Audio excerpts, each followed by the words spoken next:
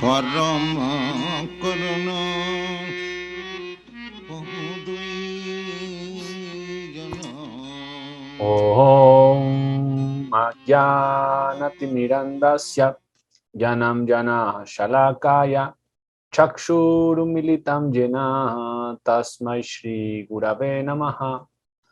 Shri Chaitanya Manobhistam Sthapitam Jena Bhutale Swayam Rupa Kadamahyam Dadati Swapadam Tikam Vandeham Shri Guruho Shri Juta Padakamalam Shri Guru Vaishnavamscha Shri Rupam Sagrajatam Sahagana Raghunatam Vitam Tam Sajivam Sadvaitam Savadutam Parijana Sahitam Krishna Chaitanya Devam Shri Radha Krishna Padam Sahagana Lalita Shri Vishakan Vitamscha Namo Vishnu Padaya Krishna Prasthaya Bhutale Shri Mate Bhakti Vedanta Swami Niti Namine Namaste Saraswate Deve Gauravani Pracharine Nirvishesha Sunyavadi Paschatya Shatarine Jaya Shri Krishna Chaitanya Prabhu Nityananda Shri Advaita Gadadhara Shivasadi Gaura Bhakta Vrinda Hare Krishna Krishna Krishna Hare Hare Hare Rama Rama Rama Hare Hare. Hare Krishna, muy buenas tardes para todos. Bienvenidos a nuestro curso Explorando el Bhagavad Gita, organizado por ISKCON Bogotá. Comenzamos hoy un nuevo módulo, el módulo número 2, correspondiente al segundo capítulo. Y precisamente hoy nos corresponde estudiar la unidad número 1 de este segundo módulo, que comprende los versos del 1 hasta el 10 de este capítulo 2. Recordemos que el capítulo se llama el resumen del contenido del Gita. De esta manera lo ha nombrado Srila Bhaktivinoda Thakur. ¿Sí? Muy bien. Entonces, comenzamos con nuestra presentación. Ahí tenemos entonces unidad 1, que habla acerca de la última duda de Krishna, ¿sí? Que la expresamos en el capítulo anterior, pero no la estudiamos obviamente porque era tema correspondiente de este capítulo 2 y su eventual rendición, ¿sí? Se dice, algunos acharyas dicen que ahí es donde comienza el Bhagavad Gita, ¿sí? Porque antes era como un diálogo amistoso entre Krishna y Arjuna, pero que Krishna empieza a hablar desde su posición como maestro espiritual universal, porque el Bhagavad Gita va dirigido a todos nosotros, a partir del capítulo 2. Bien. Entonces tenemos las divisiones del capítulo de esta manera. Las divisiones del capítulo son del 2.1 al 2.10, que es la unidad que vamos a ver hoy. Las dudas o la última duda de Arjuna y su eventual rendición a Krishna. Cómo refuta los diferentes argumentos sobre la base del conocimiento espiritual, jnana. Jnana significa diferenciar o tener pleno conocimiento de la diferencia que hay entre materia y espíritu, y eso lo explica Krishna en los versos 11 al 30, esa es la unidad 2. La unidad 3 le explica cómo la pelea también es una forma de ejecutar actividades fruitivas con el propósito de disfrutar, ¿no? Materialmente. Del verso 39 al 53 va a explicar un poco acerca de Buddhi Yoga o Bhakti Yoga. Digamos que hay un leve indicio de Bhakti Yoga en este capítulo 2. Y del 54 al 72, Krishna explica los síntomas de una persona que es Stita Pragya. Stita Pragya significa una persona cuya inteligencia está fija en conciencia de Krishna y por lo tanto está absorta en Krishna, que es lo que se conoce literalmente como Samadhi. Samadhi. Sama significa uno y dhi viene de dhyana o contemplación. Es la absorción en el objeto de contemplación o de meditación. Eso es Samadhi. Bien. Muy bien. Entonces, en este capítulo 1 vamos a tener la aplicación práctica. ¿Cuál es la aplicación práctica? Y es, primero que todo, la persona que desee emprender el proceso de conciencia de Krishna, o en otras palabras, rendirse a Krishna, debe cumplir con una característica o con una condición, y es que debe realizar, ¿sí?, por su experiencia personal, a través de su experiencia personal, que en este mundo material no existe otro refugio.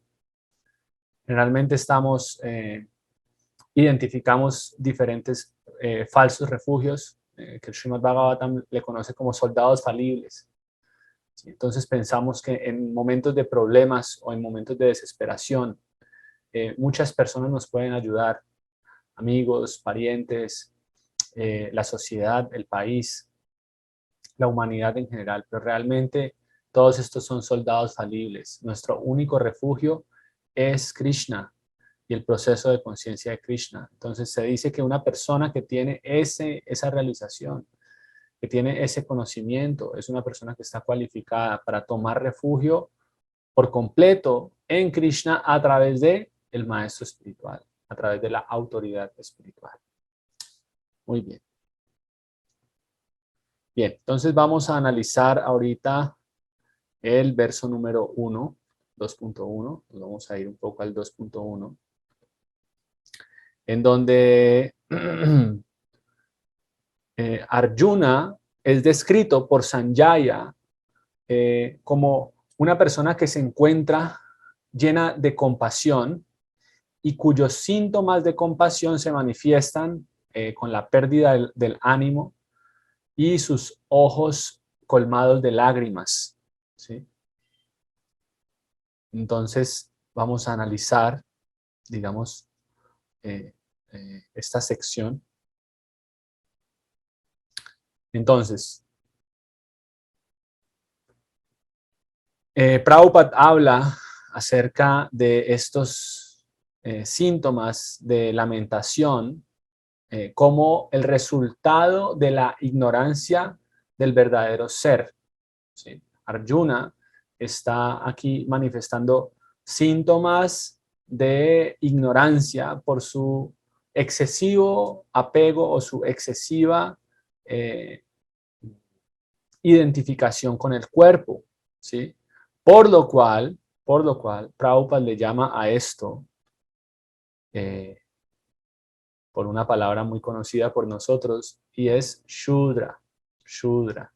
Shudra significa aquella persona que se lamenta de manera innecesaria, ¿sí? ¿Y por qué se lamenta una persona de manera innecesaria? ¿O a quién se le debe llamar Shudra? Generalmente, ¿a quién se le llama Shudra? ¿Sí? En este contexto, ¿no? Porque la palabra Shudra tiene otros contextos dentro de la definición del sistema Varna Ashram, ¿sí? Pero en este contexto específico, Arjuna se le llama Shudra porque no está utilizando el conocimiento adecuadamente. En otras palabras, Shudra es aquella persona que está desprovista del conocimiento del alma y que no sabe reconocer la diferencia que hay entre el alma y el cuerpo. Eso también se le conoce como agyana, ¿sí? Por eso siempre recitamos este famoso mantra, ¿no?, de Om Agyana. Om Agyana Timirandasya Gyanam Jana Shalakaya Chakshur Umilitam Yena Tasmai Shri Gurave Namaha. El maestro espiritual viene para sacarnos de esa posición oscura de la ignorancia, que significa no tener conocimiento acerca de la diferencia que hay entre materia y espíritu. Entonces, Prabhupada habla acerca de lo que es verdadera compasión, ¿sí? Haciendo un paralelo entre ignorancia y autorrealización. ¿Qué significa verdadera compasión? Verdadera compasión significa compasión por el alma eterna. ¿Sí? Hoy en día vemos muchas personas que quieren inspirar compasión, o en otras palabras, inspirar lástima, y eso lo vamos a hablar un poco más adelante. ¿Sí? Porque creen que sus problemas se pueden solucionar con mm, alternativas inmediatas, ¿sí? Por ejemplo, una persona sale a la calle a pedir comida, a pedir dinero para comer, ¿sí? O un lugar donde dormir, ¿sí? Pero una vez que solucione estos problemas, entonces va a empezar a, suponiendo que los solucione, eh, va a experimentar necesidades en otros niveles, en diferentes niveles, incluso hasta llegar a la posición de convertirse en un gran magnate millonario en este mundo material. Aún así sus necesidades se siguen manifestando, su insatisfacción, ¿sí? Entonces, verdadera compasión no significa lamentarse por la condición física de una persona. Y cuando hablamos de la condición física, no hablamos solamente de su condición burda, sino también de su condición mental, ¿sí? Algunas veces vemos personas con grandes dificultades emocionales, ¿sí? Y que su alimento emocional pueden ser palabras de cariño o gestos de cariño, ¿sí? Pero realmente verdadera compasión significa sacar a la persona de ese estado de lamentación, ya sea materialmente burdo o materialmente sutil, digamos, a nivel de emociones, y situarla en el plano del conocimiento espiritual. Eso es verdadera compasión. Por eso se dice que los devotos de Krishna son las almas más magnánimas que están en esta humanidad porque están distribuyendo el conocimiento espiritual, ¿sí?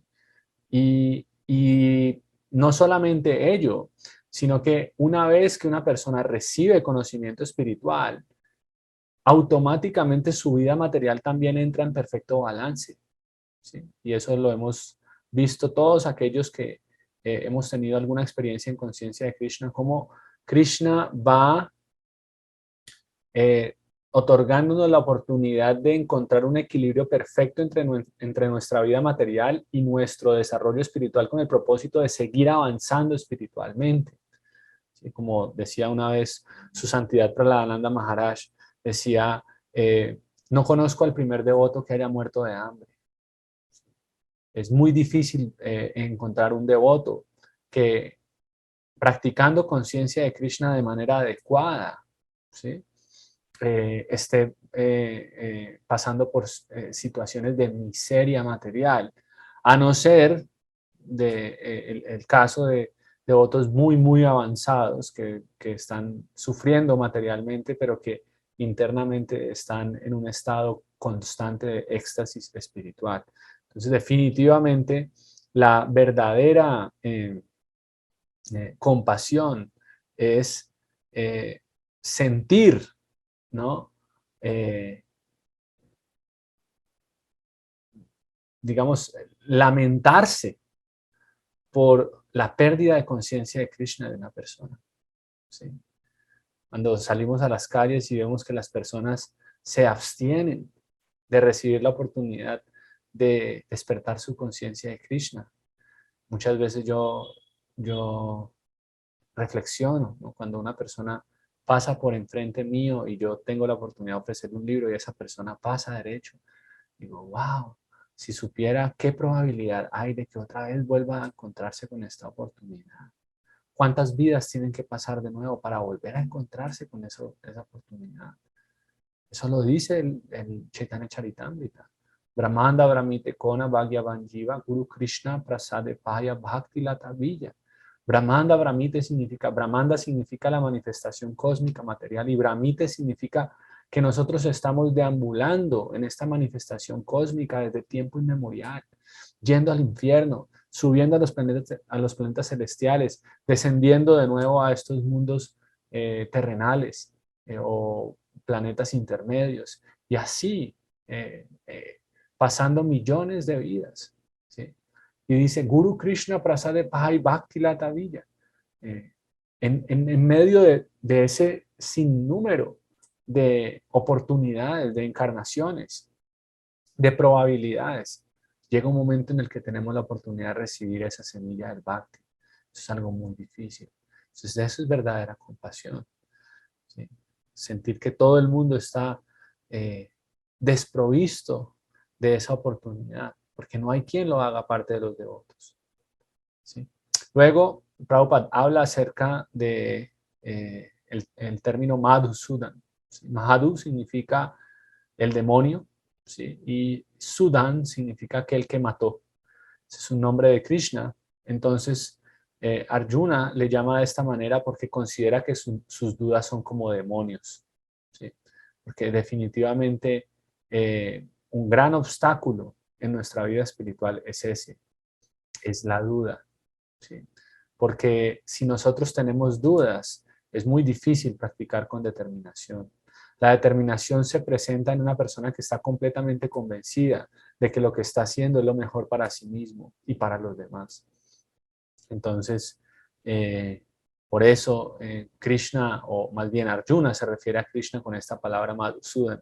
Él más adelante, y eso lo vamos a ver hoy también, se va a referir a Krishna como Madhusudan con otro significado, pero en este caso habla acerca de la duda, ¿sí? Muy bien. Y luego Prabhupada habla acerca de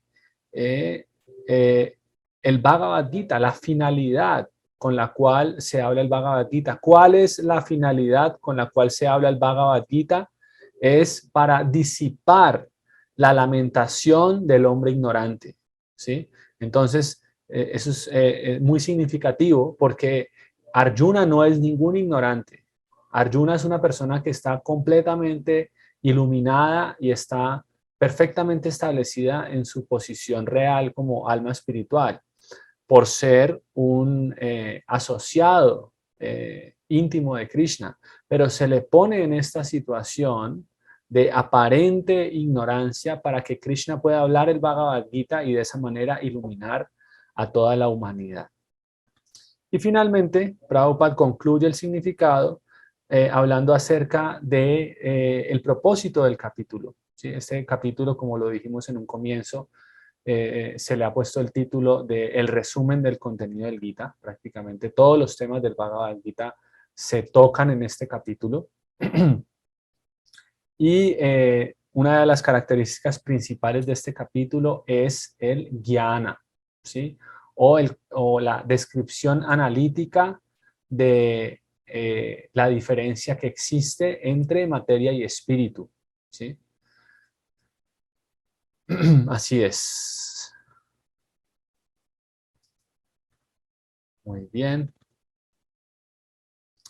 Ahora vamos con esta sección que comprende los capítulos 2.1 al 2.3, ¿sí? Entonces, en esta sección, Krishna ya empieza a hablarle en otro tono a Arjuna, ¿sí? ¿Y en qué tono? Bueno, él digamos que lo regaña, por así decirlo, lo castiga a través de 4 definiciones o de 4 adjetivos, ¿sí? El primero se llama anaria. Anaria significa no ario, ¿sí? El segundo significa kasmalam. Kasmalam significa una persona impura. Klaibyam, que significa impotente. Y finalmente, Hridaya Daurbalyam, que significa una persona que es débil de corazón, ¿sí? Entonces, esas son como las 4 definiciones a través de las cuales Krishna se refiere a Arjuna en estos versos que van del 2.1 al 2.3, ¿sí? Entonces, aplicación práctica entre los versos 2.2 y el 2.3 dice: los sentimientos como la compasión, aunque nobles, son inútiles si se aplican de manera ignorante. Eso es lo que, digamos, eh, eh, en términos generales significa Hridaya Daurbalyam o debilidad del corazón. Debilidad del corazón significa una aplicación incorrecta de las emociones, porque es un punto importante a tocar, y eso lo vamos a hablar un poquito más adelante. Pero bueno, por ahora vamos a analizar los focos de aprendizaje de los versos 2.2 y 2.3. ¿Sí? Y ahora vamos a empezar a hablar acerca de estas 4 designaciones que le da Krishna a Arjuna en medio de la descripción de los focos de aprendizaje de los significados de los versos 2.2 y 2.3. Bien, entonces primero que todo en el verso 2.2 vemos que Prabhupada utiliza una gran parte del significado para hablar acerca de Bhagavan, ¿sí? Porque antes, ¿no? Del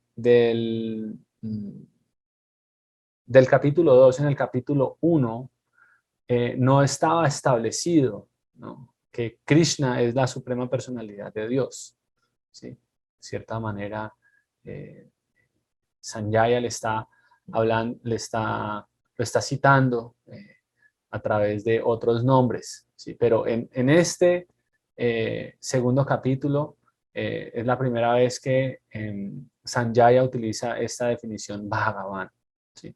Entonces, Bhagavan, ¿qué significa? Entonces, lo primero que cita Srila Prabhupada en el significado es el famoso verso 1, 2, 11, canto 1, capítulo 2, verso número 11, Srimad Bhagavatam, verso famoso que dice, Vadanti tat tattvavidas tattam yach jnanam advayam brahmeti paramadmeti bhagavan iti shabdyate. Ese verso nos dice que la sustancia no dual, advaya jnana, aquella persona que tiene conocimiento sobre advaya, sobre la no dualidad, en otras palabras, acerca del absoluto, ¿sí? Se refiere a este absoluto o logra entender las características del absoluto en 3 etapas, ¿sí? Brahman, ¿sí? Brahmeti, que es el Brahman, el aspecto impersonal, Paramatmeti, o el aspecto localizado, Paramatma, y finalmente Bhagavan, que es la personalidad suprema. Entonces, Prabhupada muchas veces nos da el ejemplo del sol, ¿sí? Entonces, Prabhupada dice que existen los rayos del sol, existe el disco solar y finalmente existe la deidad controladora del sol, ¿sí? Entonces, Prabhupada dice, aquellos que pueden estudiar los rayos del sol y que pueden analizar los rayos del sol, ellos se comparan a aquellos estudiantes de la verdad absoluta que logran realizar el aspecto impersonal o Brahman, ¿sí? Aquellos que son un poco más avanzados, entonces pueden analizar las características del disco solar. En otras palabras, de dónde proviene esa luz, ¿sí? Entonces, se les compara con aquellos que pueden lograr el aspecto Paramatma o el aspecto Purusha, ¿sí? Que identifican la fuente, ¿sí? Pero más avanzado que aquel que logra estudiar y entender las características del disco solar es aquel que conoce la deidad regente, la deidad controladora. Y Prabhupada al respecto, porque eso puede sonar un poco raro para muchas personas, como así que la deidad del sol, ¿quién es la deidad regente del sol? Entonces Prabhupada en algunas clases acerca de este tema dice que este mundo está lleno de deidades regentes, ¿sí? Que eso no es algo que debería parecernos extraño. Por ejemplo, si nosotros analizamos un país como Estados Unidos, ¿sí? Es un lugar próspero, abundante, con oportunidades, donde la gente tiene acceso a educación, dinero, belleza, buena salud, ¿sí? ¿Y quién controla ese pequeño universo o ese pequeño planeta dentro de este planeta? El presidente, ¿sí? Él es la deidad controladora. Y no cualquiera puede entrar allí, ¿sí? De la misma manera en que nadie puede entrar a los planetas celestiales simplemente por antojo. Tiene que cumplir con unas características, tiene que hacer unos méritos, tiene que cumplir con unos méritos.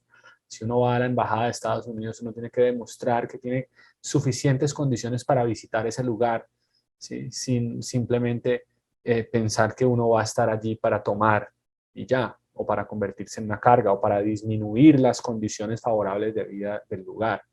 Entonces, ese es un ejemplo de que en cada lugar hay una deidad controladora, ¿sí?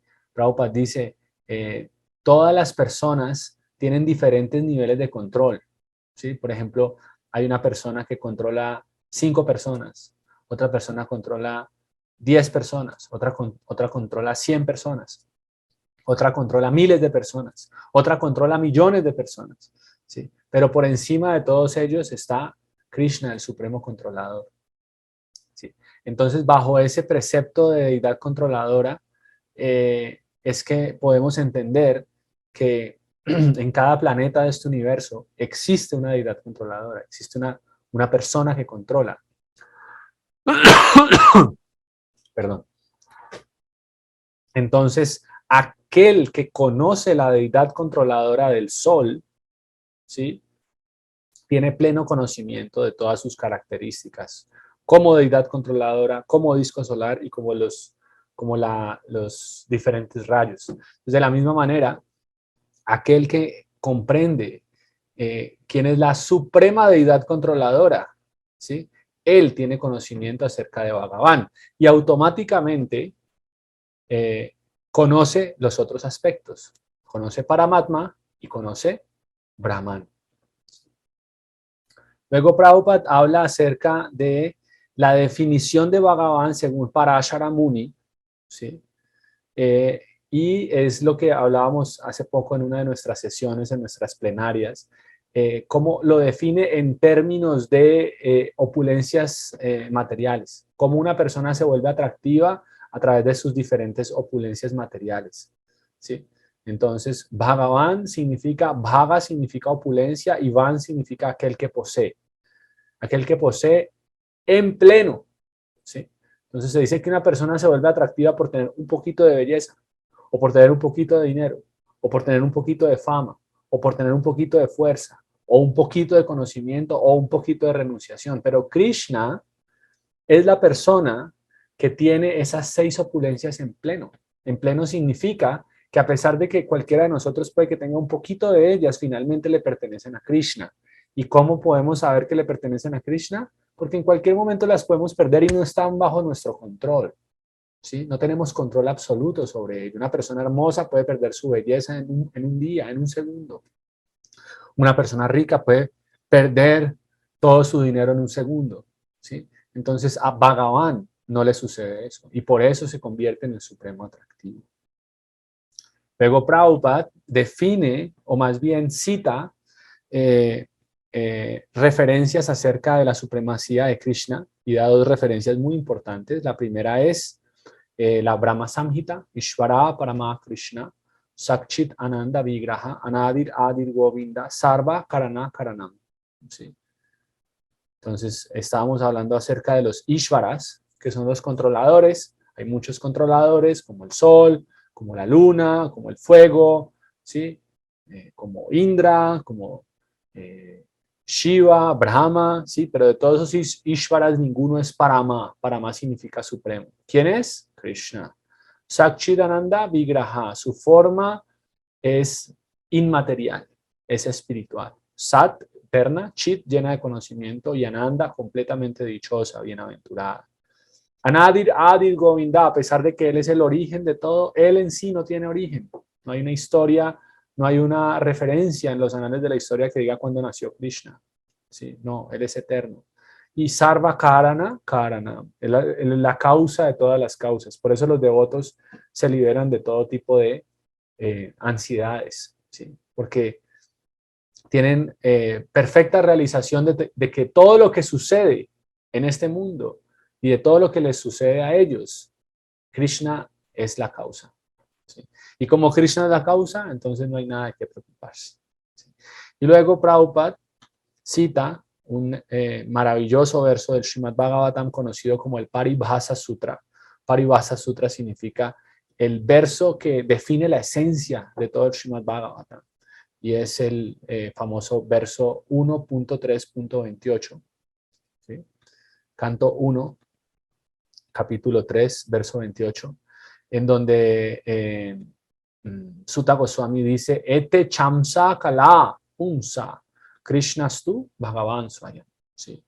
Ete chamsa, amsa significa expansiones. Expansiones ya sea separadas o directas. ¿Sí? Amsa kala, kala significa expansiones separadas de Krishna. O más bien no separadas, sino expansiones de expansiones. Ya sea que sean expansiones amsha o que sean kala, que sean expansiones de expansiones. Ete chamsa kala punsa Krishnastu Bhagavan Swayam. Entre todas ellas, ya sean expansiones directas o expansiones de expansiones, Krishna es supremo, Bhagavan Swayam. ¿Sí? Porque en muchas partes del Srimad Bhagavatam, ya lo hemos dicho varias veces, vamos a escuchar a muchas grandes personalidades refiriéndoseles con el título de Bhagavan, ¿sí? Como Bhagavan Narada Muni, o Bhagavan Brahma, o Bhagavan Shiva, ¿sí? Pero ninguno de ellos es Bhagavan Swayam. Swayam significa original o supremo, Bhagavan supremo. ¿Quién es Bhagavan supremo? Krishna. Ete chamsa kala pumsa Krishnastu Bhagavan Swayam.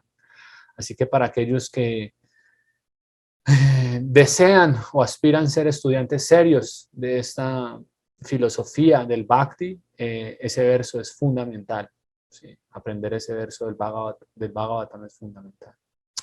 Luego Prabhupada habla acerca de la definición de Ario. ¿Sí? ¿Quién es Ario? ¿Sí? Una gran polémica se desató hace muchos años precisamente con ese punto, alrededor de ese punto, ¿no? Hitler, ¿no? Argumentaba que la raza aria es la que debe gobernar el planeta, ¿no? Y lo hacía en términos de lo externo, de la piel, ¿sí?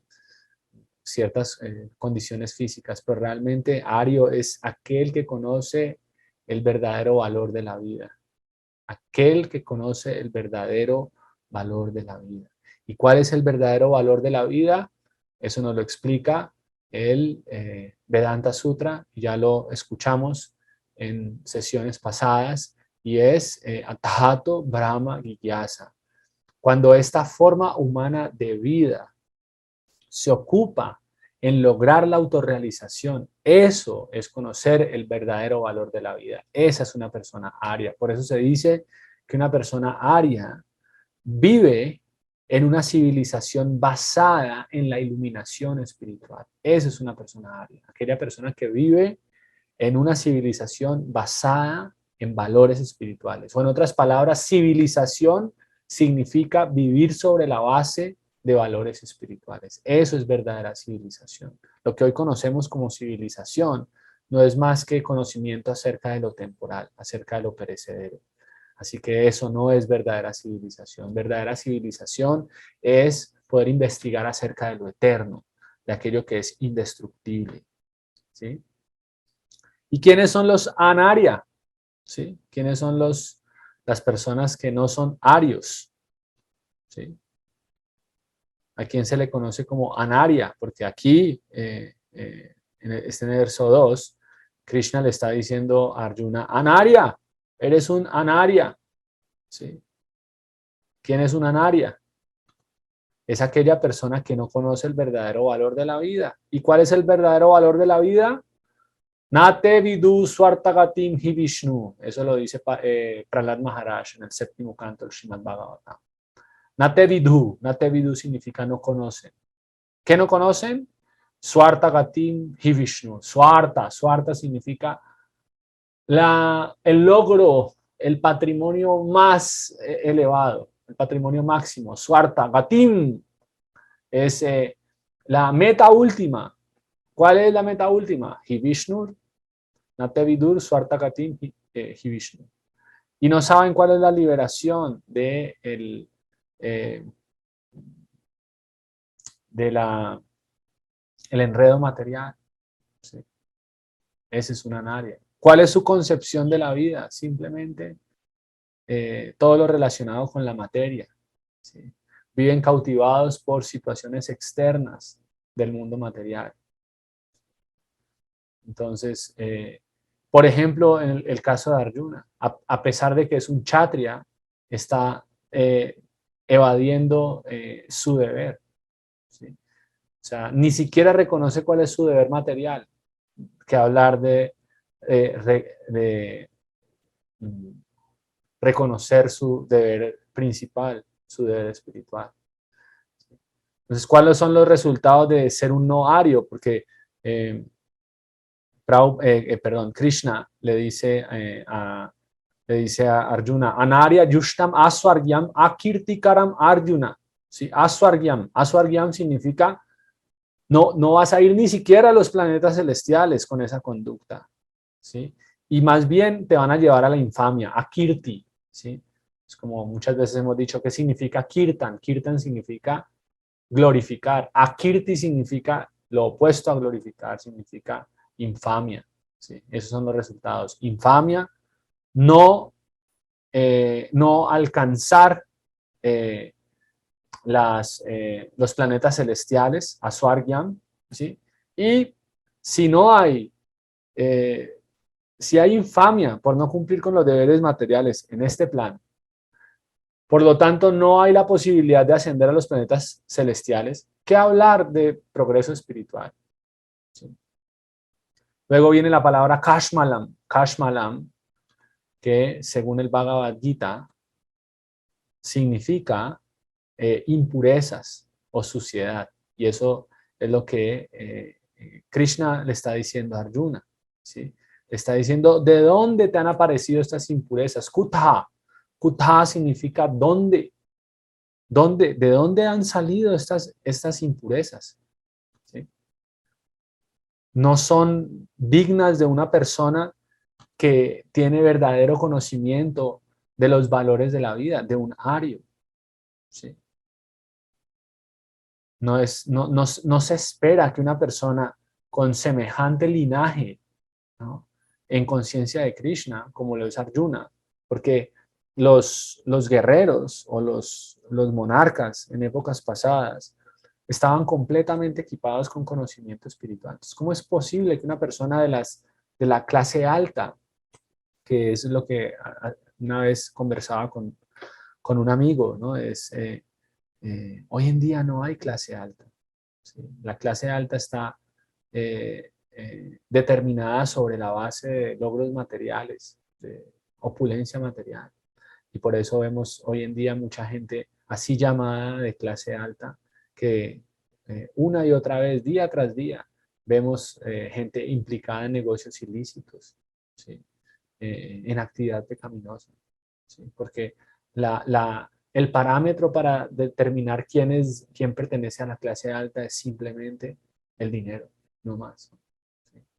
Mientras que aquí, eh, eh, eh, desde la base del término ario, ¿sí?, o más bien, Krishna está señalando que Arjuna se ha contaminado. ¿Por qué? Porque ha perdido conocimiento. Kashmalam, ¿sí? Klaivyam, impotente. ¿Sí? Esta falta de conocimiento no está dejando manifestar todo su talento, toda su fuerza, ¿sí?, toda su potencia. Y Hridaya Daurvalya, le está diciendo Krishna Arjuna, tú eres un débil de corazón. Hridaya significa corazón y Daurvalyam significa debilidad. Eres un débil. ¿Y qué significa debilidad de corazón? Lo que hablábamos hace unos instantes. Significa la incorrecta ocupación de las emociones. ¿Sí? Ocupar las emociones incorrectamente en conciencia de Krishna. En otras palabras, sentir lástima. ¿Sí? Por eso a veces los devotos pareciera que son duros de corazón. ¿Sí? Porque muchas veces vemos que personas desprovistas de conciencia de Krishna generalmente se lamentan por cosas materiales, por cosas que son temporales. En otras palabras, por cosas que no son dignas de lamentación. Y mucha gente viene así, oh, no, mira, me pasó esto y lo otro, ¿no?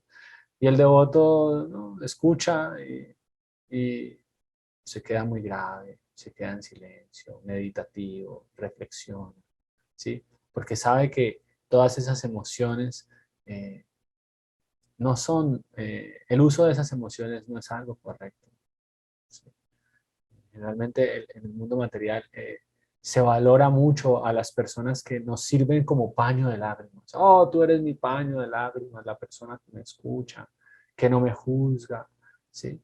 Eh, pero realmente sí es importante hasta cierto punto dar un soporte emocional, una contención emocional, pero la verdad, la verdadera ayuda se da cuando uno asume una posición similar a la de Krishna. ¿Cuál es la posición que está asumiendo Krishna? Está señalando los defectos, ¿sí?, por el bien de esa persona.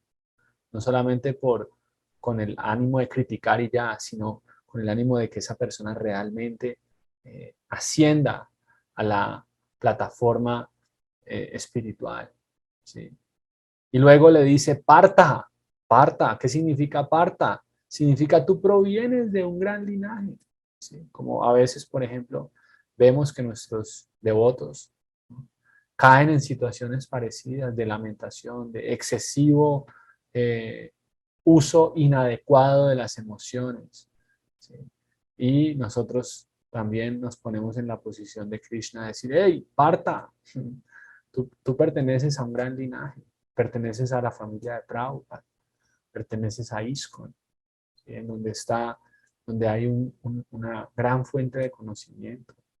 Así que no tienes por qué lamentarte. Estás cantando tu yapa, estás asistiendo al sadhana, estás leyendo diariamente los libros de Prabhupada, te estás ocupando en la prédica, ¿sí?, porque es muy importante también para tener realización del conocimiento hablar.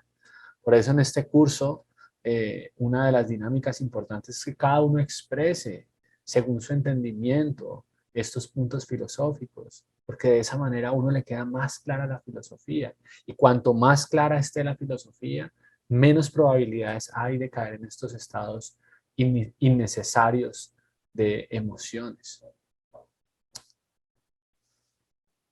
Bien, muy bien. Ahora vamos con el texto número 2.4, en donde Arjuna sigue dando excusas para no pelear. Y en este caso, la excusa que está presentando,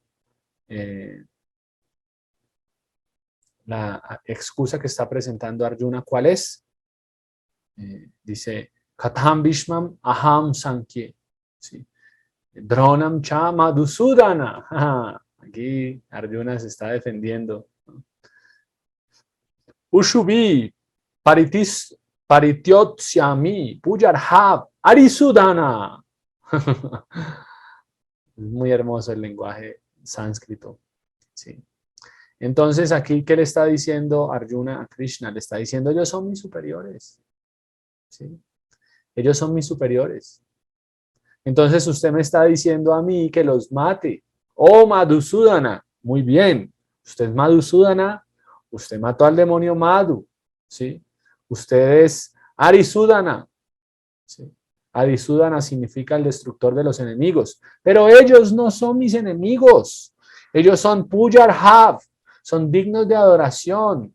Katam Bhishma Maham Sankhye. ¿Sí? Ellos son mis superiores, ¿sí? Entonces, usted me está pidiendo que actúe como usted, pero usted también haría lo mismo. Usted es Madhusudana, mató a Madhu, que es un demonio. Usted es Arisudana, mata a los enemigos. Pero a usted se le conoce como Nanda Sudana, como aquel que mató a su padre, o Yashoda Sudana, aquel que mató a su madre. No, a usted se le conoce como Arisudana, el que mató a los enemigos. Entonces, ¿por qué me está pidiendo que mate a mis amigos? Sí, esa es Es como una de las connotaciones esotéricas que tiene este verso. Entonces, Prabhupada en el significado dice algo muy importante en términos de etiqueta Vaishnava, y es los superiores son dignos de respeto, lo dice de esta manera. Dice que con los superiores no se pelea ni siquiera verbalmente, es una norma general de etiqueta. Incluso si a veces tienen un comportamiento áspero, no se les debe tratar con aspereza. Eso es uno de los grandes desafíos que para aquellos que pertenecemos a esta cultura de este hemisferio del planeta es muy difícil de asimilar, porque hemos nacido en la cultura del yo no me dejo, ¿sí? Yo no me dejo de nadie. ¿Sí? Y vida espiritual significa lo contrario, significa ponerme bajo el refugio de una autoridad superior. ¿Sí? Y una autoridad superior, especialmente una autoridad espiritual, necesariamente, no necesariamente se va a referir a nosotros siempre con palabras dulces.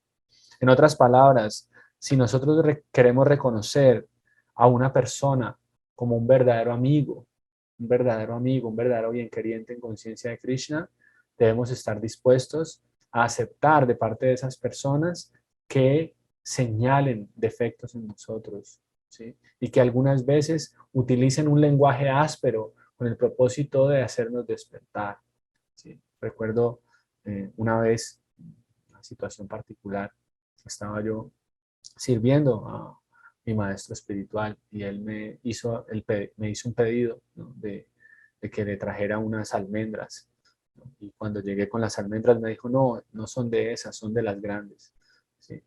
Y fui donde la cocinera y la cocinera me dijo, no, esas son las únicas que hay. Y fui de nuevo y le puse el plato y le dije, no, Gurudev, estas son las únicas que hay. Y él inmediatamente, ¿no?, sacó su puño y lo golpeó muy fuerte sobre la mesa y dijo, te dije que sí hay. Y ese grito sonó como, o sea, fue un grito estruendoso que yo sentí como cuando un león ruge y muchos pájaros salen a volar, ¿no? Inmediatamente toda mi ignorancia, mi tamaguna se despejó y básicamente lo que él me quiso decir con esa manifestación de ira trascendental es como nunca contradigas la opinión de tu maestro espiritual. Es como, si yo te estoy pidiendo que me traigas algo es porque lo hay. En otras palabras, si el maestro espiritual lo empodera a uno con una instrucción, es porque le está dando al mismo tiempo las bendiciones para cumplirla, ¿sí? Entonces, a veces, para salir de ese estado de ignorancia, nuestro maestro espiritual o nuestros instructores espirituales, nuestros mentores, tienen que utilizar a veces un lenguaje áspero, ¿sí? Con el propósito de atravesar un poco las coberturas del falso ego, especialmente la cobertura del tamaguna, de la modalidad de la ignorancia, ¿sí? Y el verdadero discípulo es aquella persona que de manera sumisa, ¿no?, acepta este, este regaño, por así decirlo, ¿no?, esta reprimenda, ¿no? Entonces, eso es lo que le está planteando Arjuna a Krishna. Ellos son mis superiores, así hayan actuado mal, los tengo que respetar, ¿sí? Es una norma de etiqueta y Prabhupada dice, así es. Sin embargo, en un contexto más amplio, eh, eh, Krishna lo refiere como algo inaceptable, ¿sí? Como algo inaceptable. Bien, continuamos entonces ahora con el verso 2.5. El verso 2.5 es un comparativo entre lo que es Dharma Shastra y Artha Shastra. Entonces, ¿qué nos dice el verso 2.5? Dice, sería mejor vivir en este mundo mendigando que vivir a la costa de la vida de grandes almas que son mis maestros. Aunque ellos busquen un provecho mundano, son mis superiores. Si ellos son matados, todo lo que todo lo que disfrutemos estará manchado de sangre. ¿Sí? Entonces, ese es digamos que ese es el parámetro del Artha Shastra.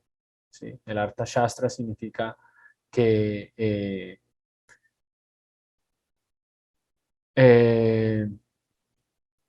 uno puede matar a aquellas personas que son considerados agresores. ¿Sí? Ese es el Artha Shastra. Pero el Dharma Shastra promueve el perdón. ¿Sí? ¿Por qué? Porque son principios religiosos y digamos que eh, se puede aplicar un principio superior. ¿Sí? Arjuna está estableciendo aquí este paralelo. El Artha Shastra o la ciencia militar dice, no, son agresores, hay que matarlos. Pero el Dharma Shastra dice, no, un momento, son superiores. ¿Sí? Entonces, esto es lo que se conoce dentro del contexto de la situación como un gran argumento para dudar, ¿sí? Que tiene como estas dos situaciones. ¿Sí? Desde el punto de vista de Artha Shastra, dice mátelos, pero desde el Dharma Shastra dice no los puede matar. Luego Prabhupada habla acerca de códigos espirituales bajo los cuales los maestros se pueden rechazar. ¿Sí? Entonces, aquel que se ocupa en actividades abominables, ¿sí? O que ha perdido su sentido de la discriminación, son criterios a través de los cuales uno puede rechazar a una autoridad. ¿Sí? No puede, porque no necesariamente una autoridad debe ser aceptada simplemente sobre la base de ser una autoridad. Porque si la autoridad, como dice, se ocupa en actividades abominables y pierde su sentido de la discriminación. ¿Qué significa perder el sentido de la discriminación? Significa perder la inteligencia espiritual. ¿Sí? Significa eh, eh, mezclar, ¿no? eh, conocimiento sobre materia y espíritu sin tener clara la diferencia. Eso es una pérdida de la discriminación. Bien. Y ahora vamos entonces al verso número 6, el verso número 6, en donde se presenta la última duda de Arjuna, que es la indecisión. ¿Sí? La indecisión a este respecto. Arjuna dice lo siguiente, no sabemos qué es mejor para nosotros, si conquistarlos o ser conquistados por ellos. Si matáramos a los hijos de Dhritarashtra, no nos importaría seguir viviendo, pero ahora ellos están ante nosotros en este campo de batalla. Es como la conclusión. No sé qué hacer, lo que está diciendo Arjuna en este caso. No sabemos qué hacer. Entonces, vamos a analizar un poco esto. Arjuna está confundido, claro, porque si pelea, entonces no va a poder disfrutar, ¿sí? Que son los argumentos que presenta Arjuna en los versos 31 y 35 del primer capítulo. ¿Sí? Y si no pelea, tampoco va a poder disfrutar, porque para un kshatriya es difícil no disfrutar sin pelea. ¿Sí? Generalmente los kshatriyas disfrutan a través de la pelea. En otras palabras, ganan el objeto de su disfrute a través de la pelea. Por ejemplo, en el matrimonio. ¿Sí?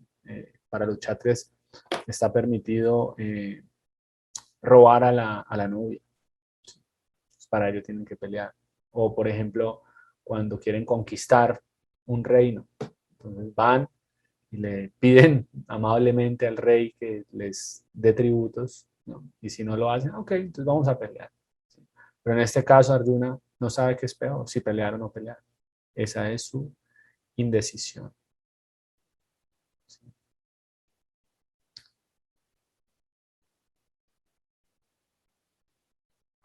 Muy bien.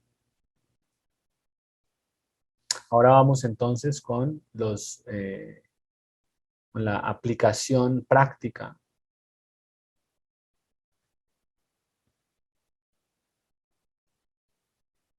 Perdón.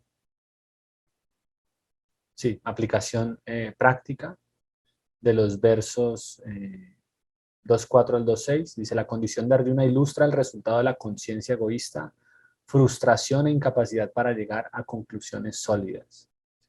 Conciencia egoísta, ¿qué significa? Solo está pensando en él. En ningún momento está preguntándose qué es mejor para Krishna, como muchas veces nos sucede a nosotros, ¿no? Que a veces queremos abandonar nuestro servicio porque no nos sentimos bien nosotros, ¿sí? Pero se nos hace la pregunta, o nos hacemos la pregunta, ¿qué pensará Krishna acerca de esto? ¿Qué sentirá Krishna? ¿Qué querrá Krishna? ¿Sí? ¿Cómo estará complacido Krishna, mi maestro espiritual? Simplemente porque abandone mi servicio, en otras palabras, abandone la pelea.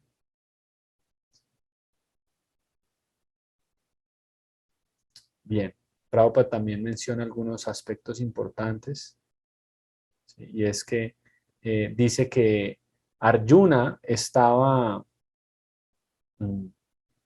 dispuesto a abandonar el reino o vivir de la mendicidad. Quiere decir que tenía control de la mente y los sentidos. Este es otro ángulo de visión, ¿no? Como ya lo mencionamos en sesiones pasadas, Prabhupada hace un contraste, ¿no?, de lo que es la falsa compasión y producto de la ignorancia y lo que son estos síntomas de compasión basados en comportamiento santo. ¿Sí? Prabhupada hace como una combinación de estos dos puntos de vista. ¿Sí? Entonces dice que tiene su deseo de vivir de la mendicidad como un signo de desapego. ¿Sí? Entonces, todo esto, Prabhupada concluye que lo cualifica para recibir conocimiento espiritual. ¿Sí? Sentidos controlados. No hay posibilidad de recibir conocimiento espiritual si no tenemos los sentidos controlados. Muy bien. Ahora vamos a los versos 2.7. Vamos al verso 2.7, que es un verso muy importante. De hecho, del 2.7 y 2.9 es donde está esta conversión de Arjuna. Arjuna ya deja de ser un amigo de Krishna y se convierte en su discípulo.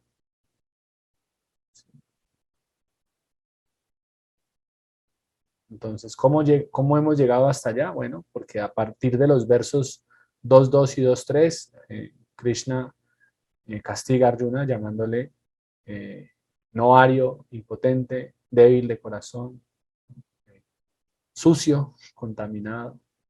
¿Sí? En este verso 2.7, Arjuna está expresando algo muy importante y es que esta confusión le está impidiendo ejecutar su deber adecuadamente. Muy importante esto. ¿Sí? Es una muy buena realización. Entender que estas perplejidades o esta ignorancia nos hace confundirnos acerca de nuestro deber. Ni siquiera podemos identificar cuál es nuestro deber. ¿Sí? Y finalmente decide no pelear. Bien. Entonces vamos ahora a analizar el verso 2.7, que es un verso muy importante, es uno de los versos más importantes del Bhagavad Gita, que es el verso en el cual Arjuna se rinde.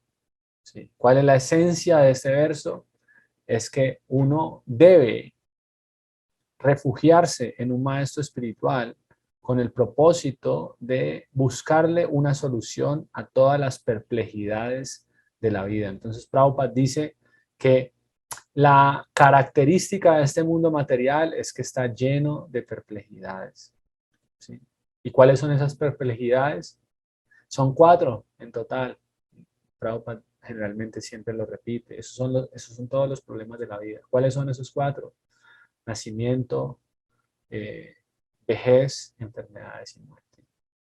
Entonces, una persona verdaderamente inteligente es aquella persona que quiere solucionar esos problemas de la existencia. ¿Sí? Ese es un verdadero brahmana. ¿Sí?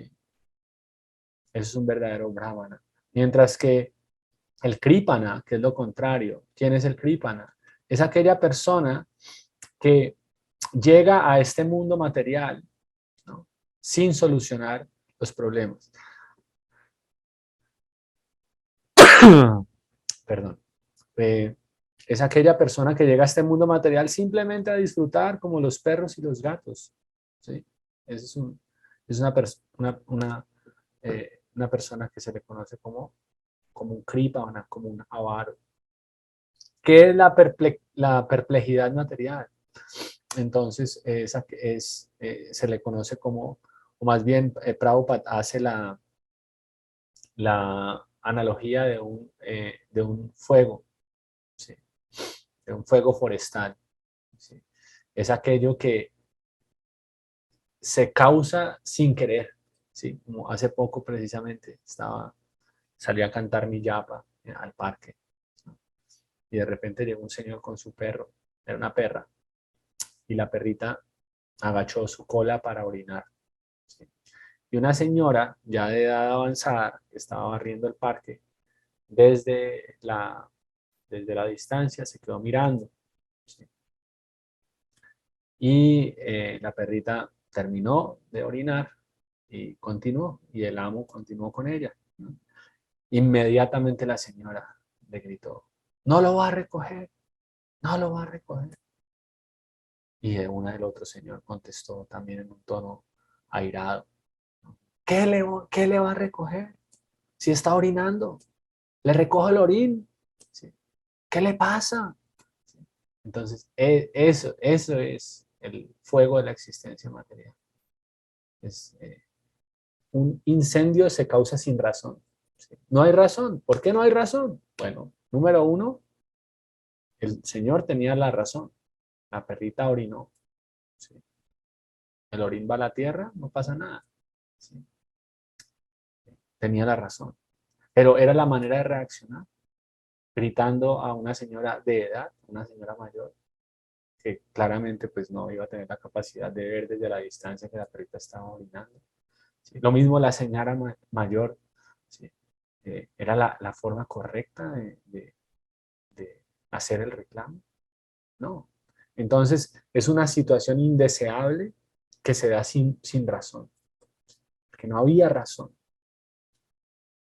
Entonces, esa es la perplejidad de este mundo material. Entonces, imagínense si puede ocurrir eso por algo tan insignificante. Imagínense lo que puede ocurrir por cosas que quizás de pronto tengan un poco de mayor importancia. Entonces, por eso una persona que definitivamente quiera sobrepasar estas perplejidades de este mundo material debe acercarse a un maestro espiritual. Por eso todas las mañanas cantamos Samsara Davanala Lida Loka. ¿Sí? Este mundo material con su samsara es como un bosque en llamas. Davanala Lida Loka, es un bosque en llamas. Samsara Davanala Lida Loka. Samsara Davanala Lida Loka. Pues, bueno, no recuerdo exactamente en este momento pero dice que el maestro espiritual es como una nube, ¿no?, que viene a regar, viene a refrigerar, a extinguir este fuego de la existencia material. Sí, muy bien. Otro aspecto importante de este verso es el cambio del humor. ¿Sí? El cambio del humor significa que ya Arjuna no quiere actuar más como un amigo, sino que quiere actuar como un discípulo. En otras palabras, quiere escuchar. ¿Sí? Porque el humor incorrecto es cuando nosotros queremos mostrar, ¿no?, que estamos cualificados, ¿no?, que sabemos mucho, que era el humor en el que estaba Arjuna en el primer capítulo, citando todo el tiempo el Shastra. ¿No? No. Se dice que la actitud correcta ante la cual uno debe presentarse al maestro espiritual es la actitud de un tonto. Uno siempre tiene que sentirse como un tonto ante el maestro espiritual si realmente quiere obtener sus bendiciones y el conocimiento. Y eso es algo que en este mundo occidental no es algo muy valorado, no es considerado como baja autoestima o como una posición de inferioridad, pero en términos de cultura espiritual es el humor adecuado, ¿sí? Porque así yo siempre voy a tener la oportunidad de aprender más y más y más y más de mi maestro espiritual. Pero cuando yo me, me presento ante mi maestro espiritual posando de que sé mucho, estoy poniendo una barrera para adquirir conocimiento. Y es lo que Arjuna le mostró a Krishna en el primer capítulo. Oh, yo sé mucho. ¿Sí? Usted me está diciendo que pelee, me está dando una instrucción, pero mire lo que yo sé. Escuche lo que yo sé. Entonces ahora él le está diciendo, uy, ¿sabe qué? Realmente pareciera que yo sé mucho, pero no sé nada. ¿Sí? Así que ahora me rindo ante usted. Esa es la verdadera el verdadero humor de un discípulo. Es como todo lo que yo sabía hasta ahora no sirve para nada. Todos mis conocimientos mundanos no sirven para nada porque no me están ayudando a solucionar los verdaderos problemas de la vida. El único conocimiento que me puede ayudar a solucionar todos los problemas en mi vida es el conocimiento espiritual y no lo tengo. Usted lo tiene, así que por favor entréguemelo. ¿Sí? Ese es el humor en el que uno debe acercarse a un maestro espiritual. ¿Sí? Muy bien. Ahora vamos con el verso número 2.8.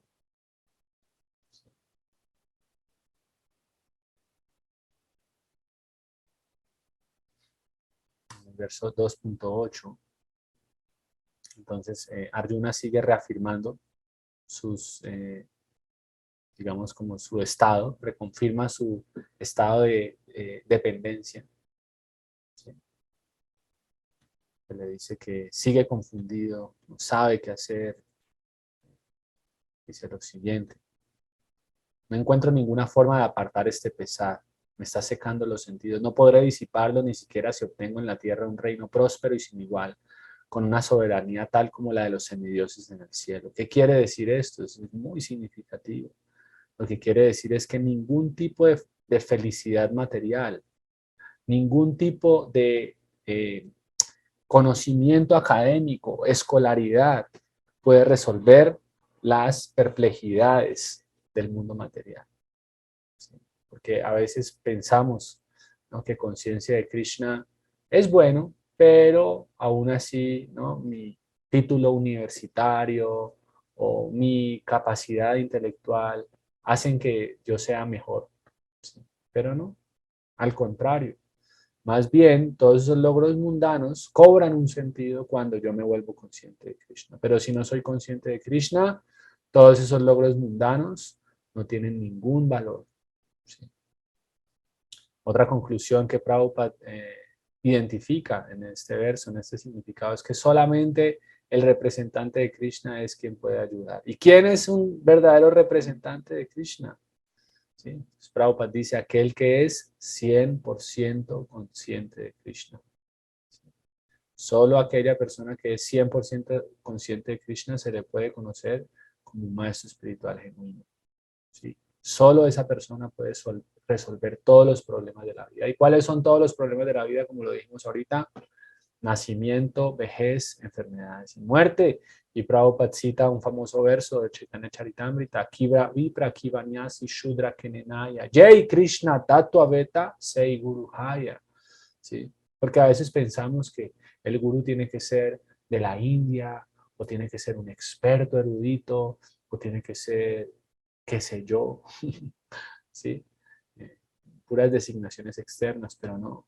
Este verso dice: Jai Krishna tatua veta. Tatua vit tiene que ser un firme conocedor de la verdad absoluta, una persona consciente de Krishna, un tatua vit. ¿Sí?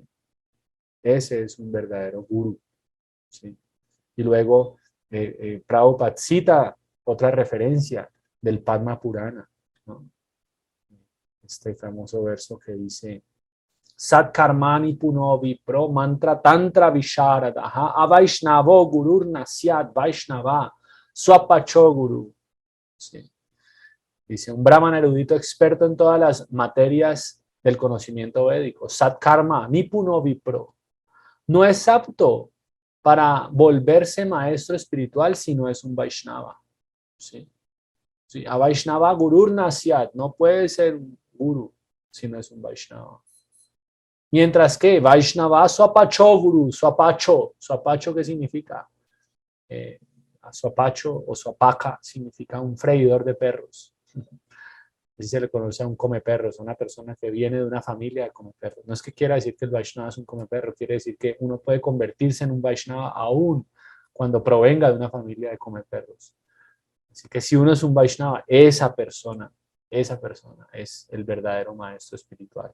Eso lo dice el Padma Purana. Porque en algún momento hubo una polémica en cuanto a que eh, solamente un maestro espiritual con cuerpo hindú puede otorgar, ¿no?, verdadera conciencia de Krishna, pero eso no es así, eso no lo dice. Estas dos referencias que Prabhupada cita están en contra de ese tipo de pensamiento. Otra cosa que Prabhupada establece en este significado, algo muy importante, y es que ninguna cantidad de desarrollo económico mundano o ningún tipo de supremacía mundana puede alejar la lamentación en una persona. Entonces Prabhupada dice, ¿no?, muchos países gozan de gran opulencia, pero ninguno de ellos ha podido conquistar el nacimiento y la muerte. ¿Sí? O por ejemplo, la situación específica en la que se encontraba Estados Unidos cuando Prabhupada llegó, un país muy opulento y toda la juventud frustrada, ¿sí?, a tal punto de que preferían irse, ¿no?, al Bowery, que era el lugar en donde vivían los hippies, a dormir en el piso como por dioseros, a tener que vivir con sus padres, ¿no?, que les estaban inculcando ideas que para ellos no satisfacían sus necesidades esenciales, ¿no?, como almas espirituales. Entonces, la única forma o el único camino real hacia la felicidad, ¿cuál es? Conciencia de Krishna. ¿Y qué significa conciencia de Krishna? Según Sri Chaitanya Mahaprabhu, significa Bhagavad Gita y Bhagavatam. Bhagavad Gita y Bhagavatam. Ahí está, ¿no?, la ciencia de la conciencia de Krishna. ¿Sí? En lo simple está lo más profundo, ¿sí?, porque a veces nos dejamos impresionar, ¿no?, por personas que tienen dominio sobre escrituras muy esotéricas, ¿no?, libros que incluso sus títulos son difíciles de pronunciar, ¿no?, y nos olvidamos de que toda la esencia está aquí, el Bhagavad Gita y el Bhagavatam. Bien, y finalmente vamos ahora con el verso 2.9. ¿Sí? En el verso 2.9, ¿qué pasa? Arjuna definitivamente dice que no va a pelear. ¿Sí? Dice lo siguiente. Sanjaya dijo, habiendo hablado así, Arjuna, el castigador de los enemigos, le dijo a Krishna, Govinda, no pelearé. Entonces, ¿qué dice Prabhupada en el significado? Oh, Dhritarashtra pudo haberse sentido muy animado, ¿sí? Pudo haberse sentido muy alegre porque Arjuna no va a pelear, pero ¿qué dice Sanjaya? Parantapa. Parantapa significa él está en capacidad de destruir a todos sus enemigos. En otras palabras, le está profetizando desde ya, le está dando la visualización de que Arjuna no solamente va a pelear, sino que los va a matar a todos.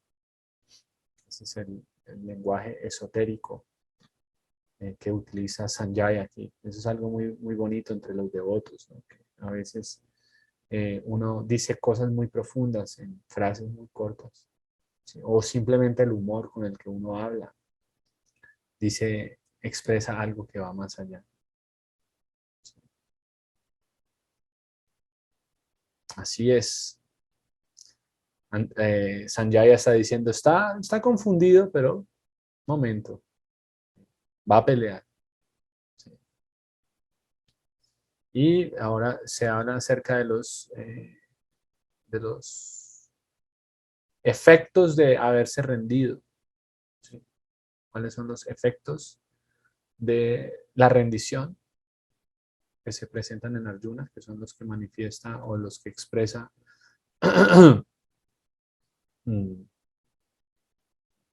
Prabhupada en el significado? ¿Sí? Son iluminación, eh, libertad o liberación sobre la falsa lamentación y el restablecimiento de Arjuna en su deber. ¿Sí? En otras palabras, va a pelear. ¿Sí? Entonces, como dice Prabhupada al final, así pues el júbilo de Dhritarashtra se vería frustrado, pues Krishna iluminaría a Arjuna y éste pelearía hasta el final.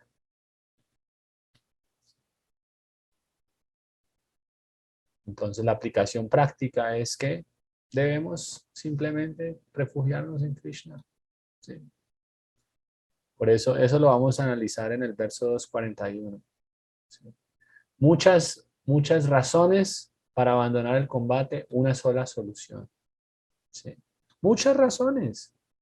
Hay muchas razones. Por donde veamos, no vamos a encontrar sino motivos para no ser devotos. ¿Sí? Pero una sola solución. ¿Cuál? Ser devotos, ser conscientes de Krishna, rendirnos a Krishna. Muy bien. Ahora vamos con la diapositiva del último verso de esta sección, que es el 2.10. Krishna acepta el papel de amigo, guru, etcétera, de acuerdo con el deseo de sus devotos. Así es. ¿Por qué? Y esto lo vamos a analizar aquí. ¿Sí? Tam uvacha harshikesha prahasan iva bharata senayorubayor madhye visidantam idam vachaha. Idam vachaha significa que Krishna va a hablar. ¿Sí? Va a hablar. Y esta vez no va a hablar como amigo, va a hablar como guru. ¿Sí? Y dice, sonriendo, prahasan. Prahasan. Sonriendo, ¿qué significa? Significa que Krishna está contento de que Arjuna haya cambiado su humor, ¿sí? Que ya no esté hablándole a él en una condición de igualdad, de amigos, en donde incluso Arjuna le está predicando a Krishna, sino que ahora él está aceptando que necesita ponerse bajo su refugio, se está rindiendo a él. Entonces Krishna no se está riendo simplemente porque tiene un discípulo más, no, se está riendo en señal de satisfacción, ¿sí? Está satisfecho porque Arjuna ha decidido rendirse voluntariamente, ¿sí? Y eso es lo que significa la palabra prahasam. Prahasam significa que Krishna está sonriendo de satisfacción. En otras palabras, eso es todo lo que nosotros necesitamos en esta vida, que Krishna sonría, que Krishna esté satisfecho, que nos demuestre que está satisfecho.